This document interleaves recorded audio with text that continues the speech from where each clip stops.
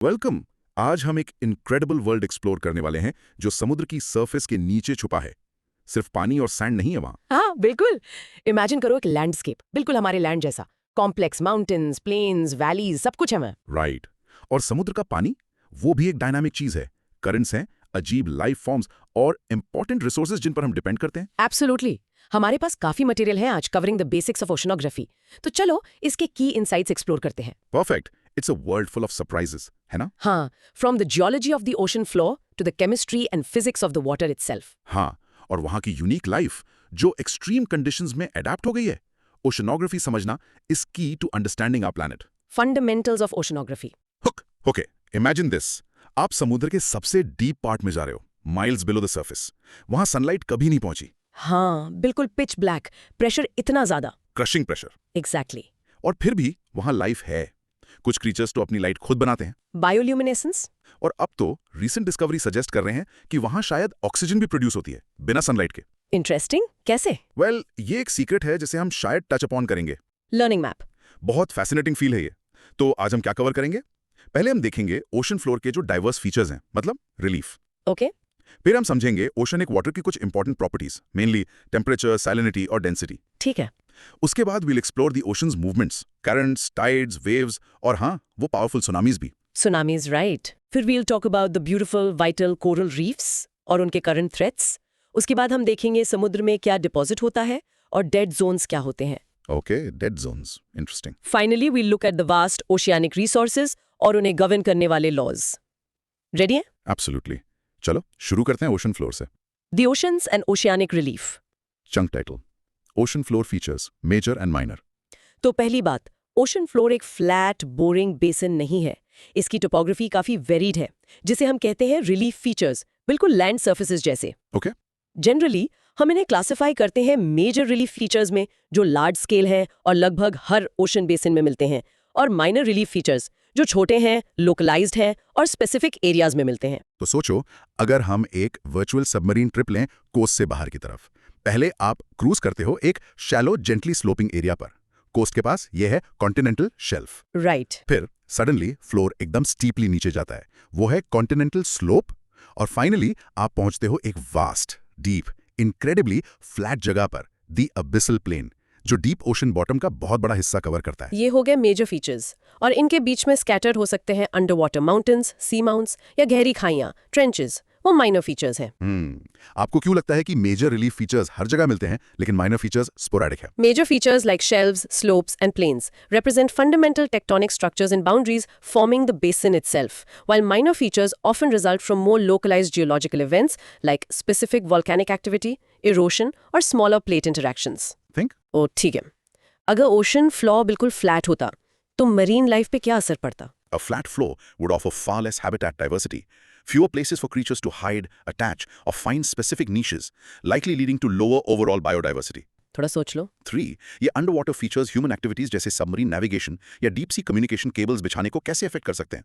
Steep slopes, unexpected canyons, or tall seamounts create significant navigational hazards for submarines and make planning routes for undersea cables much more complex and costly, requiring detailed mapping. अब बताओ, pause and reflect. Just take a moment and picture these huge, hidden landscapes beneath the waves. Think. In short, the ocean floor has diverse topography, with widespread major features, shelf, slope, plain, and localized minor features like canyons, seamounts, trenches, shaping marine habitats and affecting human use.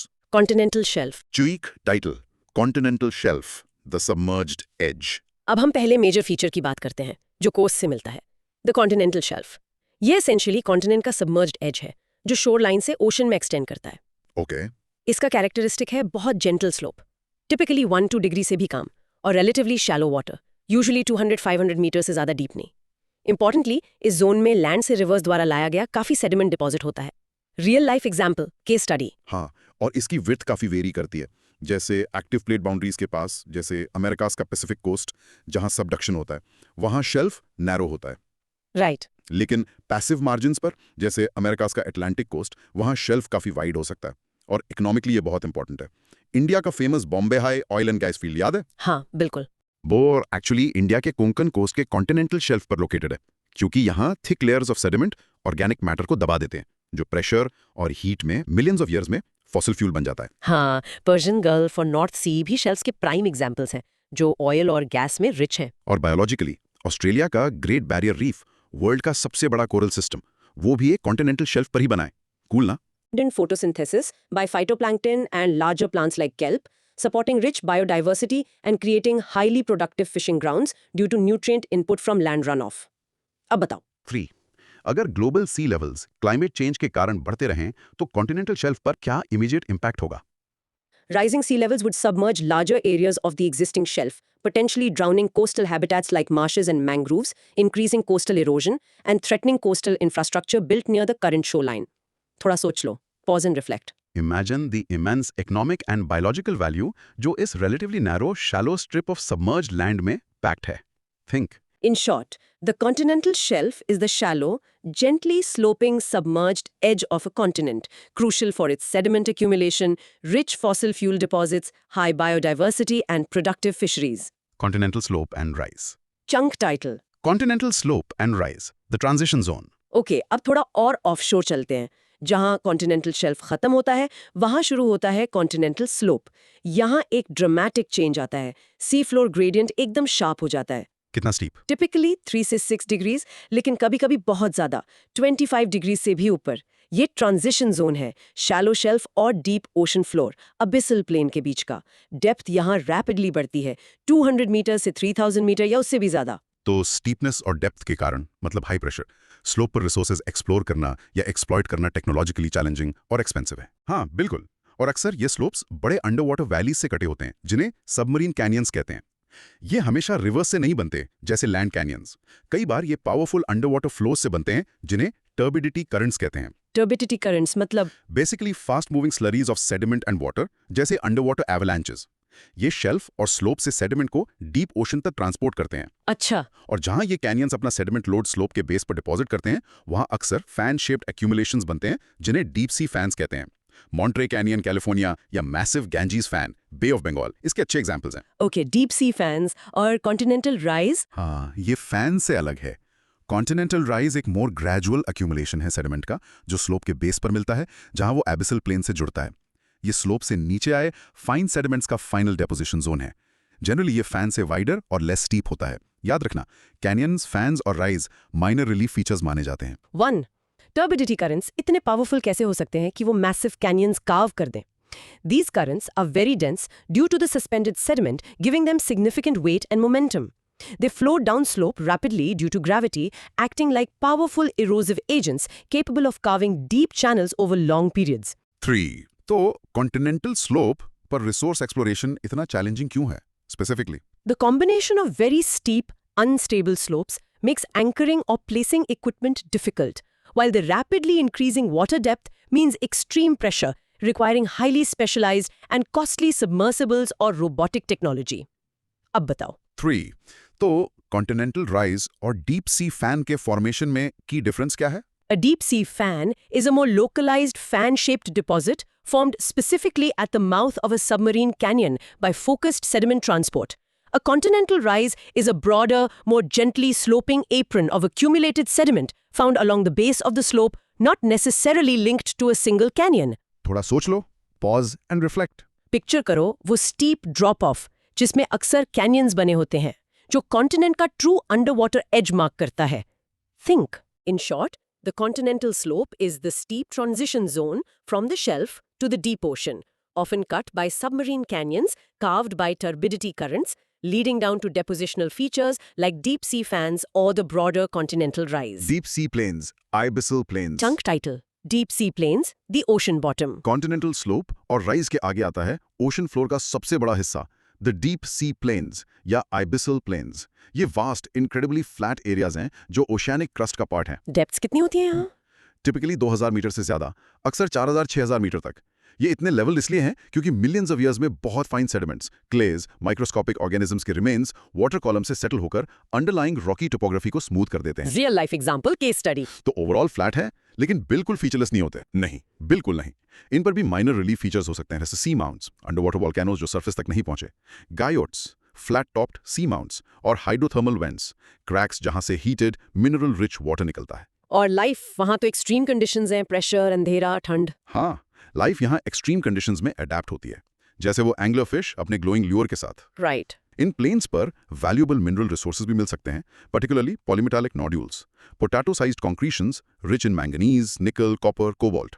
Pacific Ocean में Clarion Clipperton zone (CCZ) एक बहुत बड़ा abyssal plain area है जो इन nodule से भरा है। लेकिन सुना है डीप सी माइनिंग काफी कंट्रोवर्शियल है। हाँ बिल्कुल। एक मेजर कंसर्न हाल ही में डार्क ऑक्सीजन के बारे में है। स्टडीज सजेस्ट कर रही हैं कि नोड्यूल्स सी फ्लोर पर इलेक्ट्रोकेमिकल रिएक्शंस फैसिलिटेट कर सकते हैं जो बिना सनलाइट के ऑक्सीजन प्रोड्यूस करते हैं। ये लोकल डीप सी इकोसिस्टम्स के लिए वाइटल हो सकता है। तो नोड्यूल्स हटाने से ये प्रोसेस डिस्टर्ब हो सकता है। एग्जैक्टली। दूसरा इशू है सेडिमेंट प्लूम।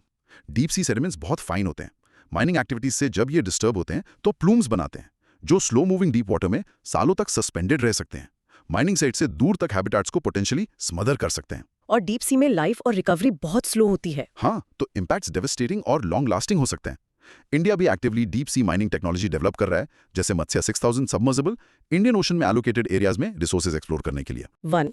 ये डार्क ऑक्सीजन प्रोडक्शन की डिस्कवरी इतनी सिग्निफिकेंट क्यों है डीप सी इकोसिस्टम्स के लिए? It suggests a previously unknown source of oxygen in the deep ocean, independent of surface photosynthesis or atmospheric mixing, potentially supporting unique microbial and animal communities adapted specifically to it. Mining would remove this source. Think. अगर large scale deep sea mining common हो जाए तो wider ocean ecosystem पर क्या potential long term effects हो सकते हैं, सिर्फ माइंड एरिया पर नहीं? Potential disruption of deep ocean carbon sequestration, release of potentially toxic metals from sediments, unknown impacts on nutrient cycles connecting deep and shallow waters, and irreversible loss of unique biodiversity.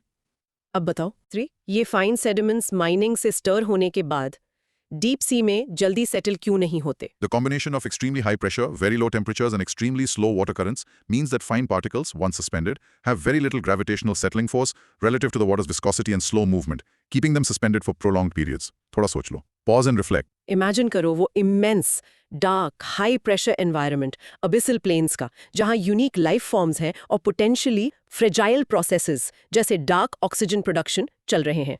Think. In short, Abyssal plains are the vast, flat, deep ocean floors covered in fine sediment, hosting uniquely adapted life and valuable minerals like polymetallic nodules, but potential deep-sea mining poses significant environmental risks, including habitat destruction and disruption of novel processes like dark oxygen production. other minor relief features. Chunk title, trenches, seamounts, guyats and vents. Okay चलो जल्दी से कुछ और important minor relief features को round up करते हैं जो ocean floor पर मिलते हैं। कुछ तो हमने मेंशन किए हैं। हाँ, ट्रेंचेस से शुरू करते हैं। ये लॉन्ग, बहुत नैरो और इनक्रेडिबली डीप डिप्रेशंस हैं ओशन फ्लोर में, ओशन के सबसे डीप पार्ट्स। ये कन्वर्जेंट प्लेट बाउंड्रीज पर बनते हैं जहां एक टेक्टोनिक प्लेट बेंड होकर दूसरी के नीचे सबडक्ट करती है। जैसे मेरियाना ट्रेंच। बिल्कुल, मेरियाना ट्रेंच पैसिफिक में सबसे फेमस एग्जांपल है, जहां चैलेंजर डीप है, अर्थ का डीपेस्ट नोन पॉइंट। इन जोन्स में इंटेंस जियोलॉजिकल एक्टिविटी होती है, जैसे मेजर अर्थक्वेक्स। ठीक है, फिर आते हैं सी माउंट्स। सिंपल हैं ये तो, अंडर वाटर माउंटेन्स,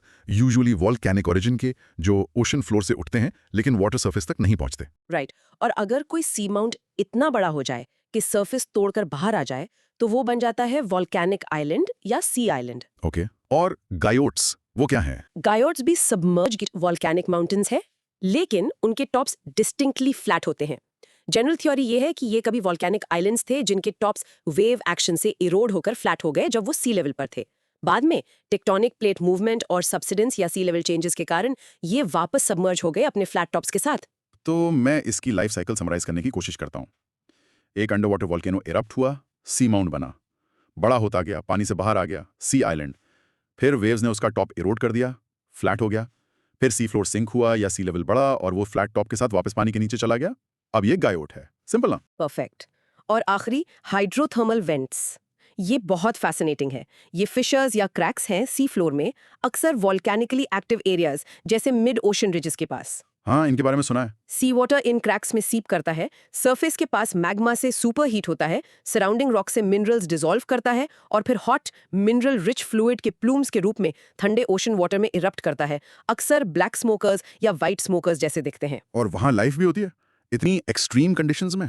अमेजिंगली हाँ, यूनिक इकोसिस्टम्स थ्राइव करते हैं इन वेंट्स के आसपास, जो कीमोसिंथेसिस पर रिलाई करते हैं, वेंट फ्लूइड से केमिकल एनर्जी यूज करके फोटोसिंथेसिस के बजाय। डीप ओशन ट्रेंचेस हमेशा कन्वर्जेंट प्लेट बाउंड्रीज के पास क्यों मिलते हैं जहां सबडक्शन हो रहा है?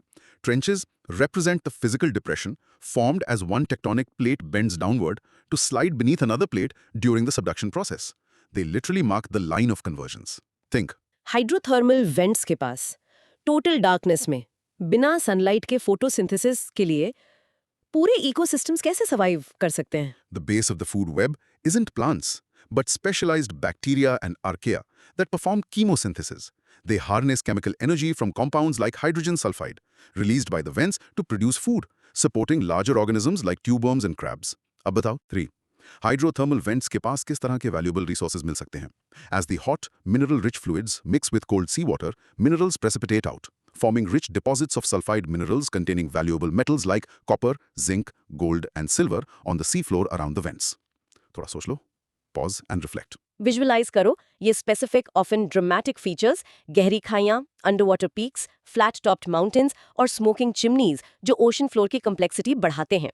Think. In short, other key minor features include incredibly deep trenches formed at subduction zones, volcanic seamounts rising from the seafloor, wave-eroded flat-topped guyots, and unique chemosynthesis-based ecosystems around hydrothermal vents.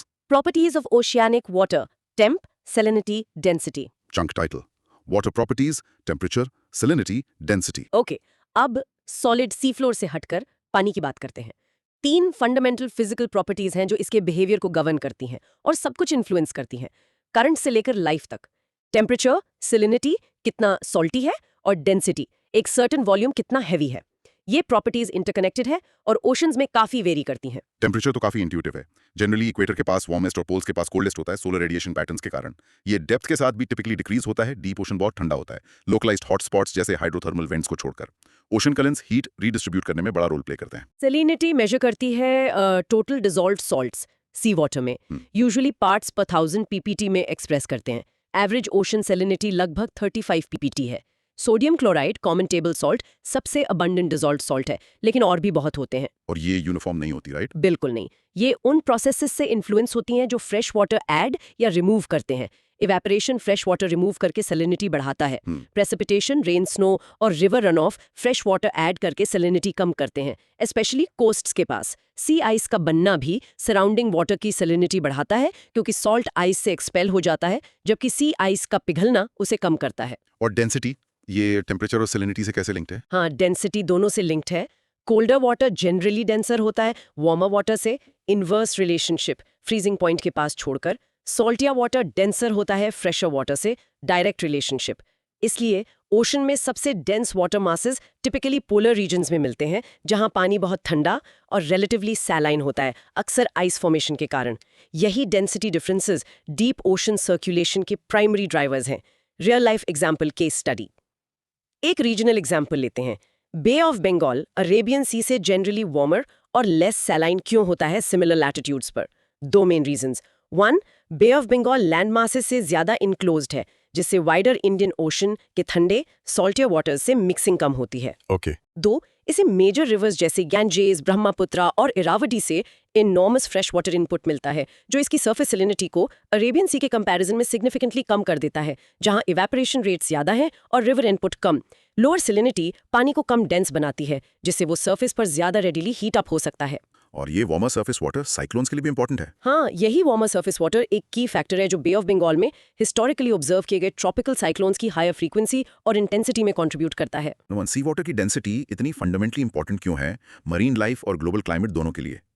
Density differences are the engine driving the large-scale deep ocean currents, thermohaline circulation, that transport heat, nutrients, dissolved gases like oxygen and CO2, and organisms around the globe, profoundly influencing climate patterns and the productivity of marine ecosystems. Think. Sea ice formation का process specifically local salinity और density दोनों को कैसे impact करता है. When seawater freezes, most of the salt is excluded from the ice crystal structure. This expelled salt increases the salinity of the remaining unfrozen water nearby, making it denser and potentially causing it to sink. अब बताओ. 3.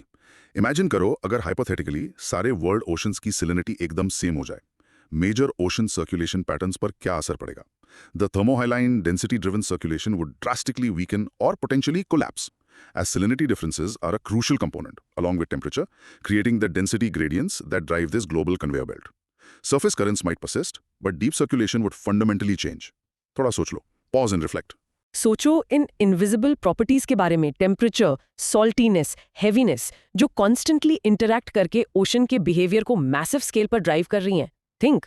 In short, the interconnected properties of ocean water, temperature, salinity, and density vary geographically and with depth, influencing each other and acting as the key drivers for ocean currents, climate regulation, and the distribution of marine life. Oceanic currents, surface currents. Chunk title: Ocean currents, surface rivers. अब देखते हैं कि ocean water move कैसे करता है।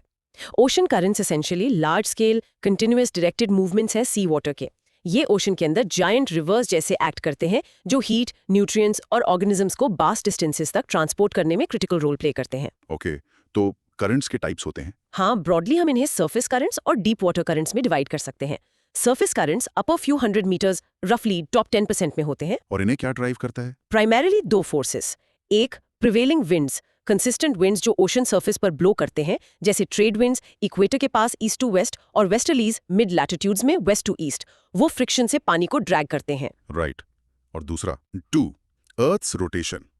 Coriolis effect जो moving objects including water को northern hemisphere में राइट की तरफ और सदर्न हेमिस्फीयर में लेफ्ट की तरफ डिफ्लेक्ट करता है। कॉन्टिनेंट्स का शेप भी करंट्स को ब्लॉक और डिफ्लेक्ट करता है। इन फोर्सेस के कारण surface currents large circular patterns में ऑर्गेनाइज हो जाते हैं, जिन्हें जायर्स कहते हैं। कोरियोलिस इफेक्ट के कारण जायर्स जनरली नॉर्दर्न हेमिस्फीयर में क्लॉकवाइज और सदर्न हेमिस्फीयर में काउंटर क्लॉकवाइज फ्लो करते हैं। एक टिपिकल लार्ज ओशन गायर कई इंटरकनेक्टेड करंट से बना होता है। Real life example, map tracing. चलो नॉर्थ अटलांटिक जायर को ट्रेस करते हैं एग्जाम्पल के लिए। ये इक्वेटर के पास नॉर्थ इक्वेटोरियल करंट से शुरू होता है, जो वेस्ट की तरफ फ्लो करता है ट्रेड विंड से पुश्ड। जब ये नॉर्थ अमेरिका अप्रोच करता है, ये नॉर्थ टर्न करता है, पावरफुल वार्म गल्फ स्ट्रीम बन जाता है, जो यूएस ईस्ट कोस्ट के अलोंग फ्लो करता है। ये classic warm western boundary current है। ओके। फिर मिड लैटिट्यूड्स में वेस्टर्लीज इस पानी को ईस्ट पुश करते हैं अटलांटिक के across as the North Atlantic Drift, जो रिलेटिवली वार्म वाटर यूरोप की तरफ लाता है। फाइनली लूप कंप्लीट करने के लिए ये साउथ फ्लो करता है नॉर्थ वेस्ट अफ्रीका के कोस्ट के along as the cooler Canaries current, एक typical cool eastern boundary current, जो इवेंचुअली नॉर्थ इक्वेटोरियल करंट में फीडबैक करता है। देखा सर्कल? हाँ बिल्कुल, ऐसे ही पैटर्न्स दूसरे ओशंस में हैं, जैसे पैसिफिक में वार्म कुरोशियो करंट और cool California current. Southern hemisphere में एक यूनिक फीचर है एंटार्क्टिक सर्कमपोलर करंट या वेस्ट विंड ड्रिफ्ट, जो एंटार्क्टिका के चारों तरफ बिना रुके क्लॉकवाइज फ्लो करता है, क्योंकि वहां कोई लैंड मैस उसे ब्लॉक नहीं करता, स्ट्रॉन्ग वेस्टर्ली से ड्रिवन। 1 हम टिपिकली वार्म करंट्स को ओशन बेसिन्स के वेस्टर्न बाउंड्रीज के लॉन्ग पोलवर्ड फ्लो करते जैसे गल्फ स्ट्रीम, और कोल्ड करंट्स को ईस्टर्न बाउंड्रीज के लॉन्ग इक्वेटरवर्ड फ्लो करते जैसे कैनारीज current.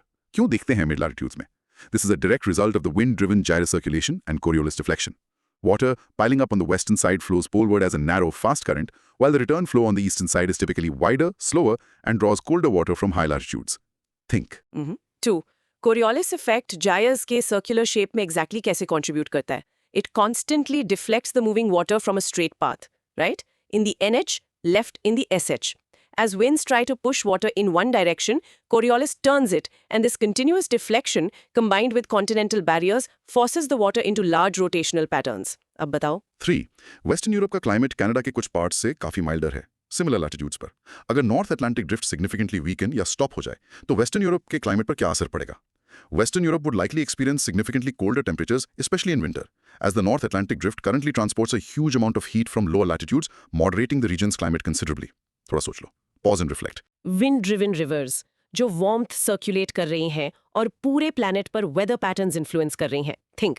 In short, Surface currents, mainly driven by prevailing winds and deflected by Earth's rotation, Coriolis effect, form large circular gyres that dominate the upper ocean, transporting heat globally and significantly influencing regional climates. oceanic currents, deep water currents, and AMOC. Chunk title. Deep water currents and the global conveyor belt. Wind-driven surface currents के नीचे deep ocean भी constant motion में है, लेकिन एक अलग mechanism से driven है। Deep water currents, जिन्हें thermo-haline circulation भी कहते हैं, thermo heat के लिए, haline salt के लिए, primarily water density के differences से drive होते हैं, जो टेम्परेचर और सैलिनिटी पर डिपेंड करते हैं। तो ये काम कैसे करता है? Basic process high latitude regions में शुरू होता है, पर्टिकुलरली नॉर्थ अटलांटिक, ग्रीनलैंड के पास और एंटार्क्टिका के पास। यहाँ सरफेस वाटर बहुत ठंडा हो जाता है और सी आइस फॉर्मेशन जैसे प्रोसेसेस के कारण सॉल्टियर भी हो जाता है। ये कोल्ड सॉल्टी वाटर बहुत डेंस होता है, जिसके कारण ये ओशन फ्लोर की तरफ सिंक करता है। इस प्रोसेस को डाउनवेलिंग कहते हैं। ओके, डाउनवेलिंग फिर क्या होता है? जब ये डेंस वाटर सिंक कर जाता है तो ये डीप ओशन बेसिन्स के अलोंग धीरे धीरे स्प्रेड होता है, वास्ट स्लगिश रिवर्स की तरह सरफेस के बहुत नीचे फ्लो करता है। इवेंचुअली इस डीप वाटर को कहीं और सरफेस पर वापस आना पड़ता है सर्किट कंप्लीट करने के लिए। इसे अपवेलिंग कहते हैं। अपवेलिंग कहाँ होती है? अपवेलिंग अक्सर उन एरियाज में होती हैं जहां सरफेस विंड्स सरफेस वाटर को एक रीजन से दूर पुश करते हैं, जैसे कोस्टलाइंस के अलोंग या इक्वेटर पर, जिससे डीप अक्सर न्यूट्रिएंट रिच वाटर ऊपर आता है उसे रिप्लेस करने के लिए। ये पूरा global system sinking, deep flow और अपवेलिंग का अक्सर ग्लोबल कन्वेयर बेल्ट के रूप में कंसेप्चुअलाइज किया जाता है। रियल लाइफ एग्जाम्पल की स्टडी। इस कन्वेयर बेल्ट का एक क्रूशल पार्ट अटलांटिक ओशन में है, अटलांटिक मेरिडोनियल ओवरटर्निंग सर्कुलेशन या एमॉक। सिंपल टर्म्स में warm salty surface water northward flow करता है। गल्फ स्ट्रीम सिस्टम का पार्ट नॉर्थ अटलांटिक में कूल होकर सिंक करता है, डाउनवेलिंग, फिर साउथवर्ड फ्लो करता है as a deep cold current, eventually कहीं और अपवेल करता है जैसे सदर्न ओशन में। लेकिन अब एक ग्रोइंग साइंटिफिक कंसर्न है कि एएमओ क्लाइमेट चेंज के कारण वीकन हो रहा है। क्यों? ग्रीनलैंड में ग्लेशियर्स और सी आइस का बढ़ता मेल्टिंग नॉर्थ अटलांटिक सरफेस में large amounts of fresh water add कर रहा है। अच्छा, फ्रेश वाटर से क्या होता है? ये फ्रेश वाटर सरफेस वाटर की सैलिनिटी और इसलिए डेंसिटी कम कर देता है, जिससे वो सिंक करने के लिए कम प्रोन हो जाता है। अगर सिंकिंग सिग्निफिकेंटली स्लो हो जाता है तो पूरा एएमओ सर्कुलेशन वीकन हो सकता है या पोटेंशियली अब्रप्टली शट डाउन भी हो सकता है। और इसके कॉन्सिक्वेंसेस काफी अलार्मिंग लग रहे हैं। हाँ, पोटेंशियल कॉन्सिक्वेंसेस हैं। यूरोप में significant cooling, globally altered rainfall patterns, US East Coast के along accelerated sea level rise और मरीन इकोसिस्टम्स पर पॉसिबल इम्पैक्ट्स जो इस सर्कुलेशन से जुड़े न्यूट्रिएंट ट्रांसपोर्ट पर डिपेंड करते हैं। साइंटिस्ट डिस्टिंक्ट वाटर मासेस की भी बात करते हैं, डीप वाटर के लार्ज बॉडीज जिनके कैरेक्टरिस्टिक टेम्परेचर और सैलिनिटी सिग्नेचर्स होते हैं, जो स्पेसिफिक सोर्स रीजन्स में बनते हैं, जैसे नॉर्थ अटलांटिक डीप वाटर या एंटार्क्टिक बॉटम वाटर, जिन्हें डीप ओशन में मूव करते हुए ट्रैक किया जा सकता है। One deep water formation, downwelling, primarily polar regions में ही क्यों होता है, tropics में क्यों नहीं? Only in polar regions does surface water become sufficiently cold and dense, often aided by increased salinity from ice formation to sink through the less dense layers below. Tropical surface waters are too warm and buoyant. Right. 2. Coastal upwelling zones अक्सर highly productive fisheries से कैसे जुड़े होते हैं? Upwelling brings nutrient-rich deep water, full of nitrites, phosphates from decomposed organic matter, to the sunlit surface layers. These nutrients fertilize explosive blooms of phytoplankton, which form the base of the marine food web, attracting large populations of fish. अब बताओ। 3. Regional climate changes के अलावा अगर पूरा थर्मोहेलाइन circulation, global conveyor belt significantly slow हो जाए तो कुछ पोटेंशियल ग्लोबल कॉन्सिक्वेंसेस क्या हो सकते हैं? Major shifts in global heat distribution, affecting atmospheric circulation patterns, altered distribution and availability of nutrients impacting ocean productivity worldwide, potential changes in the ocean's capacity to absorb atmospheric CO2, and complex effects on sea level distribution.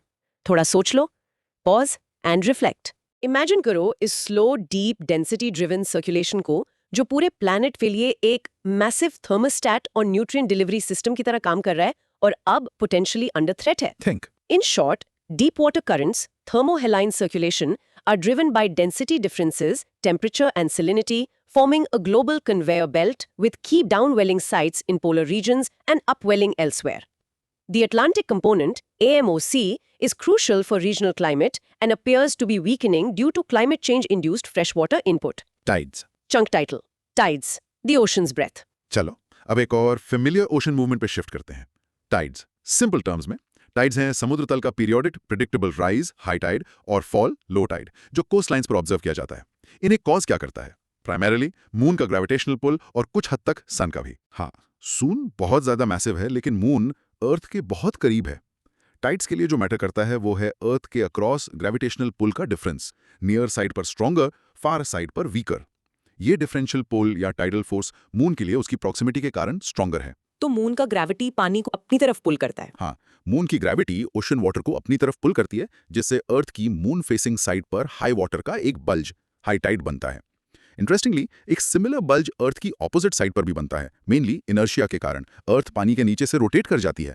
In bulges के बीच के areas में पानी do draw होता है, जिससे लो tides होते हैं। Okay, तो दिन में कितनी बार हाई और लो टाइड आते हैं? जैसे अर्थ अपनी एक्सिस पर रोटेट करती है, मोस्ट कोस्टल लोकेशंस हर दिन 2 हाई टाइड बल्जेस और 2 लो टाइड एरिया से गुजरते हैं। इससे हर लगभग 24 घंटे 50 मिनट में 2 हाई टाइड्स और 2 लो टाइड्स आते हैं। इसे सेमी डायर्नल टाइड साइकिल कहते हैं। एक्स्ट्रा 50 मिनट्स इसलिए क्योंकि मून भी अर्थ को उसी डायरेक्शन में ऑर्बिट कर रहा है जिस डायरेक्शन में अर्थ रोटेट करती है। तो अर्थ को हर दिन थोड़ा ज्यादा रोटेट करना पड़ता है मून की पोजीशन तक कैचअप करने के लिए। और कुछ जगहों पर अलग पैटर्न होता है। हाँ, कुछ लोकेशंस पर कोस्ट लाइन या ओशन बेसिन के शेप के कारण दिन में सिर्फ एक हाई और एक लो टाइड होता है, डायर्नल टाइड या मिक्स्ड पैटर्न्स होते हैं। हाई टाइड और लो टाइड के बीच का हाइट डिफरेंस यानी टाइडल रेंज भी साइक्लिकली वेरी करता है। जब सन, अर्थ और मून एक स्ट्रेट लाइन में अलाइंड होते हैं न्यू मून और फुल मून फेजेस के दौरान, उनकी ग्रेविटेशनल पुल्स कंबाइन हो जाते हैं, जिससे सबसे स्ट्रॉन्ग टाइड्स आते हैं, हाईएस्ट हाई टाइड्स और लोएस्ट लो टाइड्स। इन्हें स्प्रिंग टाइड्स कहते हैं। नाम स्प्रिंगिंग फॉर्थ से आता है, सीजन से नहीं। और नीप टाइड्स? कन्वर्सली, जब सन और मून अर्थ के रिलेटिव राइट एंगल्स पर होते हैं फर्स्ट और थर्ड क्वार्टर मून फेजेस के दौरान, उनकी ग्रेविटेशनल पुल्स पार्शियली एक दूसरे को काउंटरएक्ट करते हैं। इससे सबसे वीक टाइड्स आते हैं, लोएस्ट हाई टाइड्स और हाईएस्ट लो टाइड्स, स्मॉलेस्ट टाइडल रेंज। इन्हें नीप टाइड्स कहते हैं। एक और कूल फिनोमेना है टाइडल बोर। हाँ, टाइडल बोर एक वेव या सीरीज ऑफ वेव्स है जो इनकमिंग हाई टाइड के टाइम एक नैरो रिवर या बे में रिवर के करंट के अगेंस्ट ट्रैवल करती है, जैसे इंडिया की हुगली रिवर में या फेमसली चाइना की ख्यानटोंग रिवर में देखा जाता है। हाँ, ये थोड़ा काउंटर इंट्यूटिव लगता है कि छोटा सा मून मैसिव सन से ज्यादा टाइडल इफेक्ट डालता है। ऐसा क्यों है? It's not about the total gravitational force, but the difference in gravitational force across the Earth's diameter, the tidal force. Because the moon is so much closer, the difference between its pull on the near side versus the far side is much greater than the difference in the sun's pull, even though the sun's overall gravity is stronger. एक coastline या बे का specific shape local tidal range को dramatically कैसे effect कर सकता है? Bays that are funnel-shaped or estuaries that narrow upstream can constrict the incoming tidal flow, forcing the water level to rise much higher than along an open coast. The Bay of Fundy in Canada is a classic example, experiencing the world's highest tidal ranges due to this resonance effect. अब बताओ। 3. Tidal currents predictable है? क्या tidal energy renewable power का major source बन सकती है? Challenges क्या है? It's highly predictable and reliable, which is a plus. However, building tidal barrages or installing turbines is very expensive, often restricted to areas with high tidal ranges, and can have significant environmental impacts on sensitive estuarine ecosystems and marine life migration. थोड़ा सोच लो, pause and reflect. Feel करो planet की वो rhythmic pulse, ocean का दिन में 2 बार inhale और exhale करना, सेलेस्टियल मैकेनिक्स से ड्रिवन।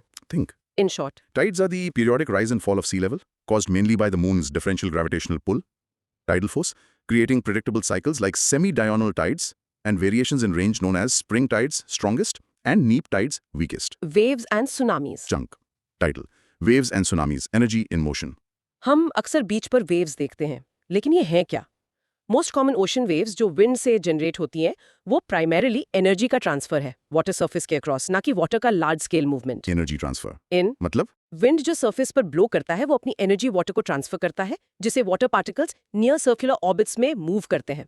एनर्जी आगे प्रोपगेट करती है, लेकिन वाटर पार्टिकल्स खुद रफली वही वापस आ जाते हैं जहां से शुरू हुए थे। Okay. लेकिन tsunamis बिल्कुल अलग है ना? हाँ, बिल्कुल डिफरेंट बीस्ट्स है। इन्हें अक्सर साइज्मिक सी वेव्स कहते हैं क्योंकि ये मोस्ट कॉमनली ओशन फ्लोर के लार्ज स्केल डिस्टर्बेंसेस से जनरेट होते हैं, स्पेशली अंडर वाटर अर्थक्वेक्स जो टेक्टोनिक प्लेट मूवमेंट से एसोसिएटेड है। सबडक्शन जोन्स प्राइम लोकेशंस है। और earthquake के अलावा? ये large underwater landslides, major volcanic eruptions या इवन मीटियोराइट इंपैक्ट से भी ट्रिगर हो सकते हैं। विंड वेव्स के अनलाइक एक सुनामी में पूरा वाटर कॉलम मूव करता है, सी फ्लोर से सरफेस तक। यहाँ बिहेवियर में क्रिटिकल डिफरेंस है।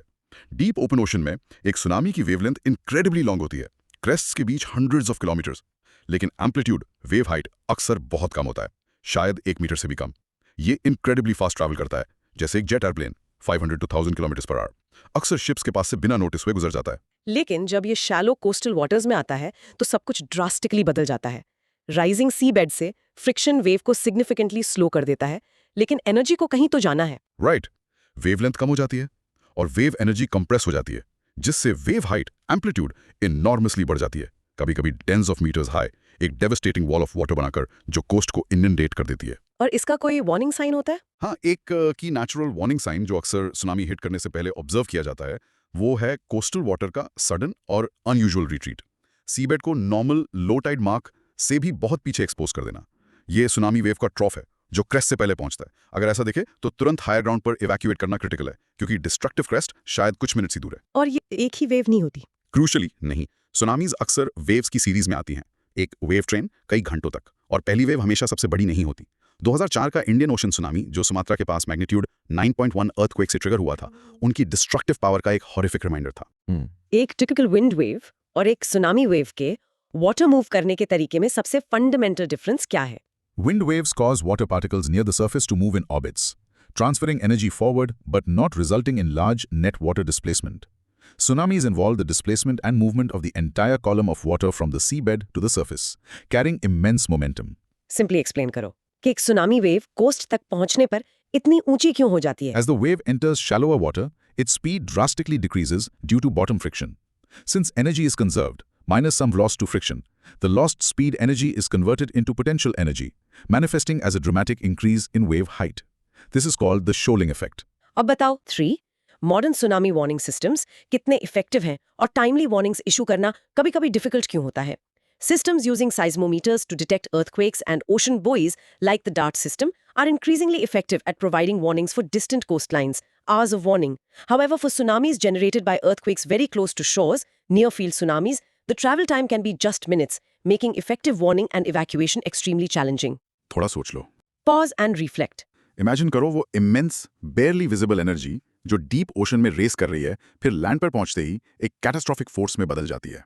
Think. In short, regular waves transfer wind energy across the ocean surface with water particles moving in orbits, while tsunamis are powerful, long wavelength waves generated by large seafloor disturbances like earthquakes, involving movement of the entire water column, traveling fast in deep water but becoming dangerously high and destructive in shallow coastal areas. Coral reefs, underwater cities. Chunk title. Coral reefs, rainforests of the sea. चलो अब ocean के सबसे vibrant और important ecosystems में से एक पर shift करते हैं, coral reefs.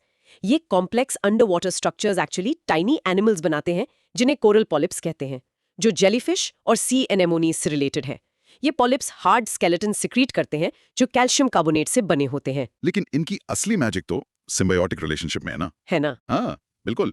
Most reef building corals के पीछे का रियल मैजिक एक क्रूशियल सिम्बियोटिक रिलेशनशिप है। कोरल पॉलिप्स की टिश्यूज के अंदर माइक्रोस्कोपिक एल्गी रहते हैं जिन्हें ज़ूक्सेंथिले कहते हैं। ये एल्गी सनलाइट यूज करके फोटोसिंथेसिस करते हैं, कोरल को essential nutrients, food energy provide करते हैं और कोरल को उसके वाइब्रेंट कलर्स भी देते हैं। बदले में कोरल पॉलिप एल्गी को एक प्रोटेक्टेड एनवायरनमेंट और फोटोसिंथेसिस के लिए जरूरी कंपाउंड्स देता है। एक विन विन पार्टनरशिप है। और रीफ्स बनते कैसे हैं? जैसे जनरेशंस ऑफ पॉलिप्स जीते और मरते हैं, उनके कैल्शियम कार्बोनेट स्केलेटन्स अक्यूमुलेट होते जाते हैं, जिससे वो मैसिव स्ट्रक्चर्स बनते हैं जिन्हें हम रीफ्स कहते हैं। ये रीफ्स कॉम्प्लेक्स हैबिटेट्स क्रिएट करते हैं जो incredible diversity of other marine life को सपोर्ट करते हैं, फिश, इन्वर्टिब्रेट्स, एल्गी एटसेट्रा। इसलिए इन्हें अक्सर rainforest of the sea कहते हैं। Rainforests of the sea, wow, कितनी लाइफ सपोर्ट करते हैं ये। जबकि ये ओशन फ्लोर के 1% से भी कम एरिया कवर करते हैं। लेकिन ये रीफ बिल्डिंग कोरल्स काफी सेंसिटिव होते हैं और थ्राइव करने के लिए स्पेसिफिक एनवायरमेंटल कंडीशंस चाहिए। हाँ बिल्कुल, जैसे कि warm water, generally 20 degree Celsius से 29 डिग्री सेल्सियस के बीच। बहुत ठंडा या बहुत गर्म स्ट्रेसफुल होता है। क्लियर सनलिट वाटर, सिम्बियोटिक ज़ूक्सेंथिले को फोटोसिंथेसाइज करने के लिए जरूरी है। बहुत ज्यादा सेडिमेंट जो सनलाइट ब्लॉक करे हार्मफुल है। शैलो डेप्थ, यूजुअली 50 मीटर से कम ताकि एडिक्वेट सनलाइट पेनिट्रेशन हो सके। स्टेबल सैलिनिटी, ये normal oceanic salinity around 30 to 40 ppt prefer करते हैं और large fresh water influx tolerate नहीं करते हैं। न्यूट्रिएंट पुअर वाटर, पैराडॉक्सिकली बहुत हाई लेवल्स ऑफ न्यूट्रिएंट्स जैसे नाइट्रोजन और फॉस्फोरस अक्सर पोल्यूशन से रीफ्स को हार्म कर सकते हैं क्योंकि वो कंपीटिंग एल्गी की ओवर ग्रोथ प्रमोट करते हैं जो कोरल्स को स्मदर कर सकते हैं। न्यूट्रिएंट पुअर वाटर बेटर है। इंटरेस्टिंग। हाँ, और लास्टली मॉडरेट वेव एक्शन, ये ऑक्सीजन और न्यूट्रिएंट्स डिलीवर करने और वेस्ट रिमूव करने में हेल्प करता है, लेकिन excessive wave force reef structure को फिजिकली डिस्ट्रॉय कर सकती है। रीफ्स के टाइप्स भी होते हैं। हाँ, उनके लैंड से रिलेशनशिप के बेसिस पर डिफरेंट स्ट्रक्चर्स होते हैं। फ्रिंजिंग रीफ्स शोर के बिल्कुल पास ग्रो करते हैं। बैरियर रीफ्स शोर से एक लगून द्वारा सेपरेटेड होते हैं। Great barrier reef classic example है। एटोल्स रिंग शेप्ड रीफ्स होते हैं जो एक सेंट्रल लगून को एनक्लोज करते हैं। टिपिकली सबमर्ज्ड वोल्केनिक आइलैंड्स पर बनते हैं, जैसे मालदीव्स या लक्षद्वीप में कॉमन है। 1. कोरल रीफ्स के लिए रिलेटिवली न्यूट्रिएंट पोर वाटर्स में होना बेटर क्यों है? High nutrient levels fuel rapid growth of planktonic and benthic algae. These algae can outcompete the corals for space and light, block sunlight needed by the symbiotic zooxanthellae within the coral tissue, and potentially smother the corals. 2. Coral polyps और ज़ूक्सेंथिले के बीच की symbiotic relationship reef building corals के survival के लिए इतनी critically important क्यों है? The zooxanthellae provide the majority, up to 90% of the coral's food energy through photosynthesis and contribute to calcification, skeleton building. Without them, the coral essentially starves and loses its color. अब बताओ। 3. Different structural types of reefs, fringing, barrier, atoll. Coastlines को storm waves से varying levels of protection कैसे offer कर सकते हैं? Barrier reefs, being further offshore, provide the most significant protection by absorbing the brunt of wave energy before it reaches the coast. Fringing reefs offer some protection but are closer to shore. Atolls effectively protect their central lagoon and any islands within it. थोड़ा सोच लो. Pause and reflect. Picture करो ये bustling colourful cities under water जो tiny animals ने algae के साथ partnership में बनाई हैं और डाइवर्स लाइफ से भरी हैं. Think. In short, Coral reefs are highly biodiverse ecosystems constructed by coral polyps secreting calcium carbonate skeletons, heavily reliant on a vital symbiosis with zooxanthellae algae and requiring specific conditions: warm, clear, shallow, saline, low nutrient water. Major types include fringing, barrier, and atoll reefs. coral bleaching and ocean acidification. Trunk title: Threats, Bleaching and Acidification. Unfortunately ये vital और beautiful ecosystems globally severe threats face कर रहे हैं. दो सबसे significant हैं coral bleaching और ocean acidification. दोनों स्ट्रांगली ह्यूमन एक्टिविटीज से लिंक्ड हैं, पर्टिकुलरली क्लाइमेट चेंज से. कोरल ब्लीचिंग तब होता है जब कोरल्स स्ट्रेस्ड हो जाते हैं, usually abnormally high water temperatures के कारण, even just 1-2 degrees Celsius above the usual maximum for a sustained period. Stress के अंडर कोरल्स अपने सिम्बायोटिक ज़ूज़ैंथेले को एक्सपेल कर देते हैं. तो एल्गी निकल जाते हैं. फिर क्या होता है? हाँ, क्योंकि एल्गी ही कोरल को उसका कलर देते हैं. उन्हें लूज करने से नीचे का white calcium carbonate skeleton reveal हो जाता है, जिससे कोरल ब्लीच्ड दिखता है. ब्लीच्ड कोरल मतलब डेड?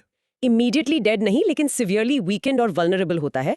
अगर स्ट्रेसर जैसे हाई टेम्परेचर परसिस्ट करता है तो कोरल इवेंचुअली स्टार्व होकर मर जाता है. टेम्परेचर स्ट्रेस रीसेंट मास ब्लीचिंग इवेंट्स का प्राइमरी ड्राइवर है, लेकिन दूसरे स्ट्रेसर्स जैसे पोल्यूशन, डिजीज आउटब्रेक्स या एक्सट्रीम लो टाइड्स भी कंट्रीब्यूट कर सकते हैं. ओके, ये तो ब्लीचिंग हुई. दूसरा मेजर थ्रेट ओशन एसिडिफिकेशन है. हाँ, जैसे ह्यूमंस एटमॉस्फेयर में ज्यादा कार्बन डाइऑक्साइड रिलीज करते हैं, प्राइमरीली फॉसिल फ्यूल्स जलाने से, उसका एक significant portion, about a quarter to a third, oceans absorb कर लेते हैं.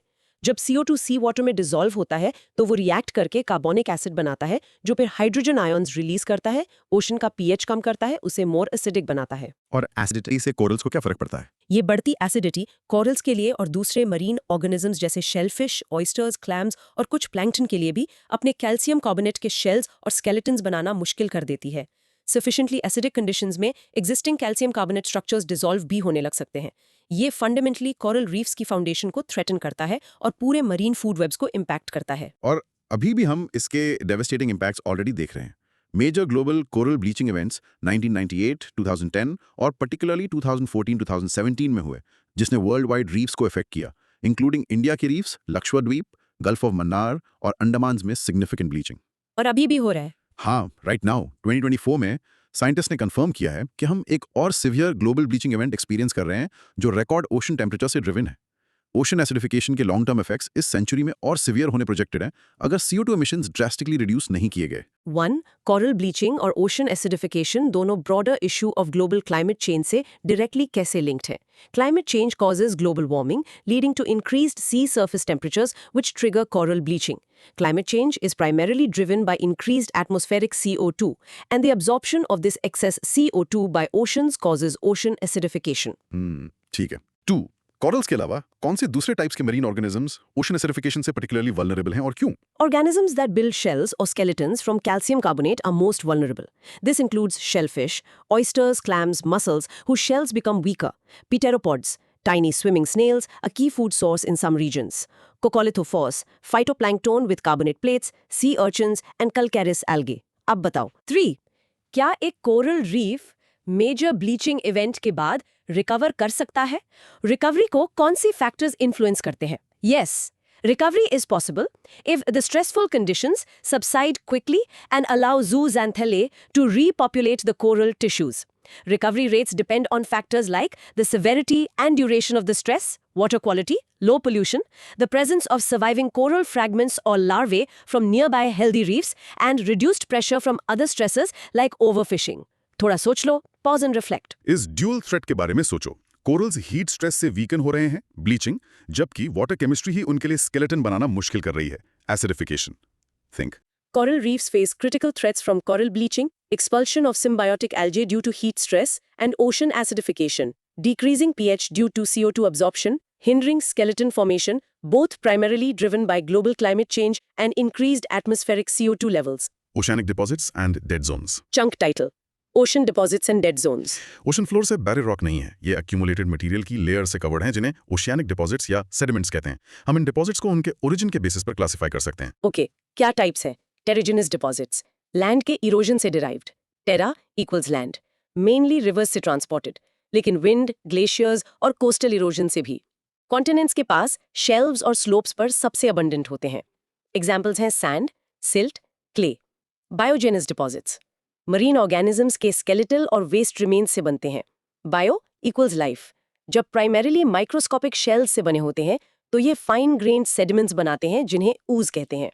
Oozes calcareous calcium carbonate shells जैसे फोरामिनिफेरा या कॉकोलिथोफोर्स या सिलिशियस सिलिका शेल्स जैसे डायटम्स या रेडियोलेरियंस हो सकते हैं। कोरल फ्रैगमेंट्स भी कंट्रीब्यूट करते हैं। हाइड्रोजनस डिपॉजिट्स सी वाटर से डायरेक्टली केमिकल प्रेसिपिटेशन से बनते हैं। Hydro equals water. एग्जाम्पल्स हैं manganese nodules, polymetallic nodules, phosphorite nodules और हाइड्रोथर्मल वेंट्स के पास metal sulphides. Cosmogenous deposits extraterrestrial sources से derived cosmos universe, mainly meteorite से माइक्रोस्कोपिक डस्ट, बहुत धीरे अक्यूमुलेट होते हैं और एक माइनर कंपोनेंट बनाते हैं। इंटरेस्टिंग क्लासिफिकेशन है। अब ये डेड जोन्स क्या चीज है? ये काफी अलार्मिंग साउंड करता है। हाँ, ये कोस्टल वाटर्स में एक वरिंग फिनोमेना है। डेड जोन्स ओशन के वो एरियाज हैं जहां dissolved oxygen levels extremely low, hypoxia और या कंप्लीटली डिप्लीटेड एनॉक्सिया हो जाते हैं, जिससे मोस्ट मरीन एनिमल्स जैसे फिश, क्रैब्स और श्रिम्प के लिए सर्वाइव करना इम्पॉसिबल हो जाता है। और ये बनते कैसे हैं? मॉडर्न डेड जोन्स का मेन रीजन क्या है? प्राइमरी कॉज है न्यूट्रिएंट पोल्यूशन, ह्यूमन एक्टिविटी से एक्सेसिव नाइट्रोजन और फॉस्फोरस का कोस्टल वाटर्स में एंटर करना, agricultural fertilizer runoff, sewage discharge और इंडस्ट्रियल वेस्ट से। इस प्रोसेस को यूट्रोफिकेशन कहते हैं। यूट्रोफिकेशन। तो इससे डेड जोन कैसे बनता है? स्टेप बाय स्टेप बताओ। ओके, एक्सेस न्यूट्रिएंट्स सरफेस पर फाइटोप्लैंक्टन, माइक्रोस्कोपिक एल्जी के मैसिव ब्लूम्स को फ्यूल करते हैं। दूसरा, जब ये एल्जी मरते हैं तो वो बॉटम पर सिंक करते हैं। तीसरा, बैक्टीरिया डेड एल्जी को डीकंपोज करते हैं। इस प्रोसेस में बॉटम वाटर से large amounts of dissolved oxygen consume करते हैं। चौथा, अगर वाटर स्ट्रैटिफाइड है यानी लेयर्स आसानी से मिक्स नहीं होती और ऑक्सीजन सरफेस से या करंट से जल्दी रिप्लेनिश नहीं होती, तो बॉटम वाटर हाइपोक्सिक या एनॉक्सिक हो जाता है, एक डेड जोन क्रिएट हो जाता है। कहाँ है ऐसे जोन्स? नोटेबल एग्जांपल्स हैं नॉर्दर्न गल्फ ऑफ मेक्सिको में एक बड़ा seasonal dead zone, Mississippi river से न्यूट्रिएंट रन ऑफ से लिंक्ड, बाल्टिक सी के पार्ट्स और चेसापीक बे। कुछ एरियाज जैसे ब्लैक सी के डीप वाटर्स नेचुरली एनॉक्सिक हैं परमानेंट स्ट्रैटिफिकेशन के कारण। और इसके कॉन्सिक्वेंसेस ऑब्वियस है, लाइफ का लॉस। हाँ, कॉन्सिक्वेंसेज सिवियर हैं, loss of biodiversity, collapse of fisheries और कोस्टल कम्युनिटीज के लिए economic hardship. Main solution, nutrient inputs को सोर्स पर कम करना है, better agricultural practices, improved waste water treatment और इंडस्ट्रियल डिस्चार्जेस को कंट्रोल करके। 1. साइंटिस्ट ओशियानिक डिपॉजिट्स की लेयर्स जैसे सी फ्लोर से ड्रिल किए गए सेडिमेंट कोर्स यूज करके पास्ट एनवायरमेंटल कंडीशंस को कैसे रिकंस्ट्रक्ट कर सकते हैं। The types of sediment, terrigenous versus biogenous, the specific fossils, microscopic shells indicating past temperature or salinity, chemical isotopes within shells, and trapped volcanic ash layers act like a historical archive, providing clues about past climates, ocean circulation, volcanic eruptions, and sea levels over millions of years. Think. 2. Nitrogen और phosphorus ही specifically eutrophication और dead zones cause करने वाले की nutrients क्यों माने जाते हैं? In many marine systems, nitrogen and phosphorus are the limiting nutrients, meaning their scarcity normally limits algal growth. When excess amounts are added artificially, this limitation is removed, allowing algae to bloom uncontrollably, leading to the cascade of decomposition and oxygen depletion. अब बताओ। 3. क्या एक dead zone recover कर सकता है अगर nutrient pollution का source significantly reduce या एलिमिनेट कर दिया जाए? Yes, recovery is possible. If nutrient inputs decrease, algal blooms lessen, decomposition rates slow, and oxygen levels can gradually rebound, allowing marine life to eventually return. However, the recovery process can be slow, depending on factors like water circulation patterns and the extent of damage to bottom habitats. थोड़ा सोच लो। Pause and reflect. Imagine करो, vast under water expenses अक्सर heavily populated coast के पास, जो land से originate होने वाले न्यूट्रिएंट ओवरलोड के कारण मरीन लाइफ के लिए सफोकेटिंग डेजर्ट्स बन रहे हैं। थिंक। In short, the ocean floor accumulates various deposits, terrigenous, biogenous, hydrogenous, cosmogenous, that hold clues to Earth's history. Nutrient pollution from land can trigger eutrophication, excessive algal blooms, leading to oxygen depletion, hypoxia or anoxia during decomposition, and the formation of dead zones harmful to marine life. Oceanic resources and law of the sea. Chunk title, Ocean Treasures and Who Owns Them. Finally, चलो oceans जो vast resources provide करते हैं उन्हें consider करते हैं। हम इन्हें broadly categorise कर सकते हैं, टैंजिबल यानी फिजिकल चीजें जिन्हें हम एक्सट्रैक्ट या यूज कर सकते हैं, और इनटैंजिबल सर्विसेज जो ओशन प्रोवाइड करता है। ओके, टैंजिबल रिसोर्सेज में क्या आता है? और टैंजिबल रिसोर्सेज में है बायोटिक रिसोर्सेज, एडिबल रिसोर्सेज जैसे fish, shellfish, shrimp, oysters etcetera, और सीवीड जो फूड या प्रोडक्ट्स जैसे अगर के लिए यूज होते हैं। ऑल्सो इनएडिबल बायोटिक रिसोर्सेज जैसे पर्ल्स, कोरल्स जो ज्वेलरी के लिए यूज होते हैं। हालांकि अनसस्टेनेबल हार्वेस्टिंग एक मेजर इशू है। और हिस्टोरिकली मरीन मैमल्स की hides. Abiotic resources, non living resources, इनमें एनर्जी रिसोर्सेज शामिल हैं जैसे ऑफशोर ऑयल और natural gas, methane hydrates, ice like deposits जो मीथेन ट्रैप करते हैं, और रिन्यूएबल एनर्जी सोर्सेज जैसे टाइडल पावर, वेव एनर्जी और offshore wind power. Also mineral resources जो सी वाटर से एक्सट्रैक्ट किए जाते हैं जैसे सॉल्ट, मैग्नीशियम, या सी बेड से सैंड, ग्रेवल, फॉस्फोराइट्स और वो पॉलीमेटालिक नोड्यूल्स जो हमने डिस्कस किए। और इंटेंजिबल रिसोर्सेज? इंटेंजिबल रिसोर्सेज हैं सर्विसेज जैसे maritime transportation, shipping routes, tourism और रिक्रिएशन, ओशन का क्लाइमेट रेगुलेशन में रोल, हीट और CO2 अब्जॉर्ब करना, और साइंटिफिक रिसर्च और डिस्कवरी के अपॉर्चुनिटीज। लेकिन इन सब वैल्यूएबल रिसोर्सेज के साथ एक क्रिटिकल क्वेश्चन उठता है, इन्हें ओन या कंट्रोल कौन करता है, स्पेशली लैंड से दूर के एरियाज में। इसको इंटरनेशनल लॉ एड्रेस करता है, primarily the UN Convention on the Law of the Sea, UN CLOS. UN CLOS जो 1982 में अडॉप्ट किया गया था, एक फ्रेमवर्क एस्टैब्लिश करता है जो डिफरेंट मैरीटाइम जोन्स डिफाइन करता है और कोस्टल स्टेट्स और दूसरे नेशंस की राइट्स और रिस्पॉन्सिबिलिटीज उनमें डिफाइन करता है। इसे एक बेसलाइन से मेजर किया जाता है जो जनरली कोस्ट के अलोंग लो वाटर लाइन होती है। हालांकि बेज या फ्रिंजिंग आइलैंड्स के अक्रॉस स्ट्रेट बेसलाइंस ड्रॉ की जा सकती हैं। की जोन्स इंक्लूड हाँ, जैसे टेरिटोरियल सी बेसलाइन से 12 नॉटिकल माइल्स तक एक्सटेंड करता है। इस जोन में कोस्टल स्टेट की फुल सॉवरेनिटी होती है, उसके लैंड टेरिटरी जैसी इंक्लूडिंग एयर स्पेस ऊपर और सी बेड नीचे। फॉरेन शिप्स को जनरली इनोसेंट पैसेज का राइट होता है।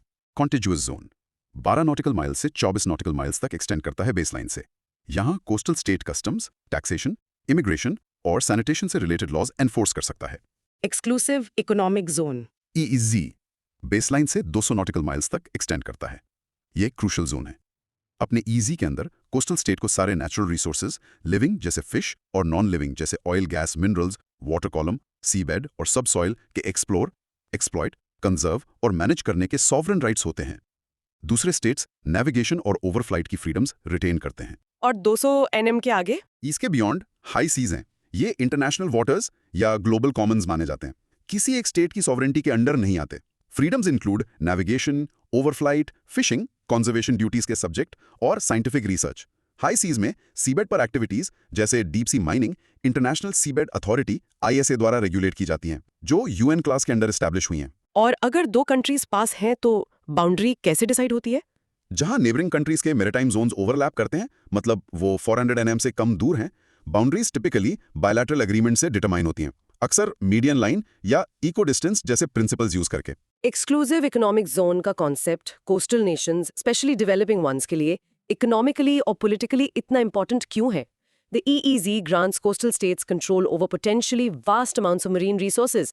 Fisheries crucial for food security, potentially lucrative oil, gas, mineral deposits out to 200 nautical miles, significantly expanding their resource base and economic potential compared to just the narrow territorial sea. 2. High seas जो area national jurisdiction के beyond है, वहाँ resources और activities manage करने में किस तरह के पोटेंशियल कॉन्फ्लिक्ट्स या चैलेंजेस अराइज होते हैं। Challenges include managing migratory fish stocks that cross EEZ high seas boundaries, regulating deep sea mining to avoid environmental harm while ensuring equitable benefit sharing, combating illegal fishing, managing shipping routes, protecting biodiversity in areas beyond national control, and addressing plastic pollution, all requiring international cooperation. अब बताओ। 3. UN clause coastal states के resource rights EEZ के अंदर और दूसरे countries के navigation freedoms जो global trade के लिए इंपॉर्टेंट है को बैलेंस करने की कोशिश कैसे करता है? It clearly grants sovereign resource rights to the coastal state within the EEZ, but explicitly preserves high seas freedoms like navigation, overflight, and laying submarine cables and pipelines for all states within the EEZ, provided they respect the coastal states' rights and regulations. थोड़ा सोच लो, pause and reflect. Ocean resources के share scale और इस complex legal framework के बारे में सोचो जो एक्सप्लोरेशन, एक्सप्लॉयटेशन और कंजर्वेशन को मैनेज करने के लिए जरूरी है, नेशनल इंटरेस्ट और ग्लोबल कॉमन्स को बैलेंस करते हुए। Think In short, oceans provide vast, tangible, biotic like fish, abiotic like oil, minerals, and intangible shipping, tourism resources The UN Convention on the Law of the Sea, UN clause defines maritime zones, territorial sea, contiguous zone, EEZ, high seas, to establish coastal state rights and responsibilities while preserving freedoms in international waters. Final recap and active recall. Few, क्या journey थी fundamentals of oceanography के through. चलो जल्दी से main ideas को एक साथ लाते हैं जो हमने एक्सप्लोर किए। हाँ, बिल्कुल। Ocean relief, ocean floor complex है, फ्लैट नहीं। मेजर फीचर्स जैसे continental shelf, slope, abyssal plain basic structure बनाते हैं, जबकि माइनर फीचर्स जैसे canyons, seamounts, trenches, vents diversity add करते हैं। शेल्व्स रिसोर्स रिच हैं, लेकिन स्लोप्स स्टीप ट्रांजिशंस हैं, vast, flat, deep abyssal plains तक, जो यूनिक लाइफ, पोटेंशियल मिनरल्स और डार्क ऑक्सीजन जैसे एनवायरमेंटल कंसर्न्स होल्ड करते हैं। माइनिंग इम्पैक्ट्स भी एक कंसर्न है। Head ocean properties, temperature, salinity और डेंसिटी की इंटरकनेक्टेड प्रॉपर्टीज हैं जो ओशन डायनामिक्स ड्राइव करती हैं। कोल्ड सॉल्टी वाटर जनरली सबसे डेंस होता है, सर्कुलेशन को इन्फ्लुएंस करता है। रीजनल वेरिएशंस जैसे Bay of Bengal versus Arabian Sea local conditions और क्लाइमेट को इम्पैक्ट करते हैं। Okay. Ocean currents, surface currents wind और कोरियोलिस से ड्रिवन लार्ज जायर्स में मूव करते हैं, हीट डिस्ट्रीब्यूट करते हैं। Deep currents thermohaline circulation, global conveyor belt, density differences से ड्रिवन है। पोलर रीजन्स में क्रूशियल डाउनवेलिंग के साथ। अटलांटिक का AMOC कंपोनेंट वाइटल है, लेकिन क्लाइमेट चेंज के कारण वीकन हो रहा है। Tides and waves, tides moon और सन के ग्रेविटेशनल पुल से रिजल्ट करते हैं, डेली सी लेवल चेंजेस कॉज करते हैं। स्प्रिंग नीप variations, wind waves energy transfer करते हैं। सुनामीज मैसिव वेव्स हैं जो सी फ्लोर डिस्टर्बेंसेस से जनरेट होते हैं, कोस्ट्स के पास डेंजरस होते हैं। Got it.